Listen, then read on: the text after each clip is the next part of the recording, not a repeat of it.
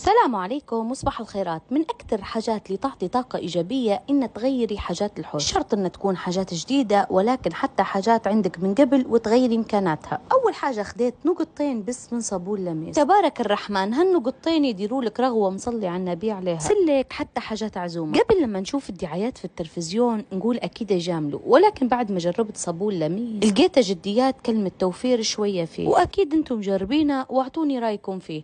وبعد ما غسلت هيك حاجاتي وطليتهم كويس، الكريستال يبي لمعة، ولمعته باش تبرزيها لازم تبي غسلة جنينة. وبعد ما حولت حاجاتي الأولى من المكتبة درت فيها دورة ومسحتها هنا بملمع لميس، وزي ما نقولوا حنيد والمرش، إنه هو يلمع على السريع، وفيه ميزة جنينة إنه هو مانع لالتصاق الغبرة. مرايتك ورفوفك يقعدوا فترة لباس بها بدون غبار. بديت نستف في حاجاتي وخليت هالمكتبة للحاجات الذهبية بس، وكيف شكلها طلع في الأخير تبارك الرحمن، تهبل تحفة. سبحان الله، من لما أنا صغيرة لما نجي نضم الحاجة نحب نحولها يمين يسار، نقلبها نجيبها، هم نحسها إن هي تغيرت من مكانها. جددت وولد زي جديدة. والسلام عليكم.